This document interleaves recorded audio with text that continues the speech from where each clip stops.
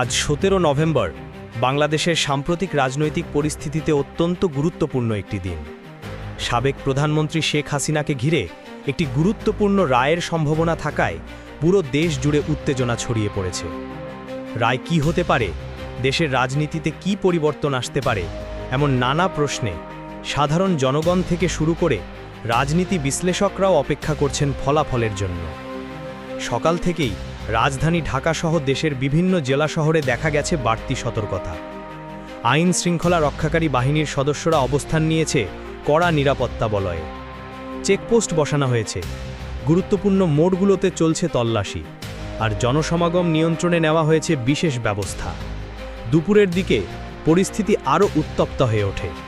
বিভিন্ন এলাকায় উত্তেজিত মানুষের সমাগম ও হঠাৎ স্লোগানকে কেন্দ্র করে একাধিক জায়গায় সৃষ্টি হয় বিশৃঙ্খলার পরিবেশ। কোথাও দেখা যায় ধাওয়া পাল্টা ধাওয়ার মতো পরিস্থিতি, যার কারণে যান চলাচল ব্যাহত হয় এবং সাধারণ মানুষ আতঙ্কিত হয়ে পড়ে। শহরের কয়েকটি গুরুত্বপূর্ণ সড়কেও মুহূর্তের জন্য থমকে যায় স্বাভাবিক কার্যক্রম। তবে আইন শৃঙ্খলা রক্ষাকারী বাহিনী বলছে, যে কোনো পরিস্থিতি মোকাবেলায় তারা সম্পূর্ণ প্রস্তুত। তাদের দাবি, পরিস্থিতি নিয়ন্ত্রণে আছে এবং সব ধরনের উত্তেজনা প্রশমনে তারা কাজ করছে। তারা জনগণকে শান্ত থাকার আহ্বান জানিয়েছেন এবং বলেন, গুজব বা বিভ্রান্তিকর তথ্য ছড়ানো থেকে সবাইকে বিরত থাকতে হবে। সাধারণ মানুষের মধ্যে দেখা গেছে মিশ্র প্রতিক্রিয়া। কেউ রায়ের অপেক্ষায় উদ্বিগ্ন, কেউ আবার আশা করছেন পরিস্থিতি শান্তিপূর্ণ থাকবে। দুপুরে রাজধানীর কিছু এলাকায় বাজার, দোকানপাট ও অফিসগুলোতে সাধারণত ভিড় কম দেখা গেছে। অনেকেই প্রয়োজন ছাড়া বাইরে বের হতে চাইছেন না। রাজনৈতিক বিশ্লেষকরা মনে করছেন, আজকের এই গুরুত্বপূর্ণ দিনটি শুধু একটি রায়ের ঘোষণার দিন নয়, এটি দেশের ভবিষ্যৎ রাজনৈতিক গতিপথে একটি গুরুত্বপূর্ণ অধ্যায় হয়ে থাকবে।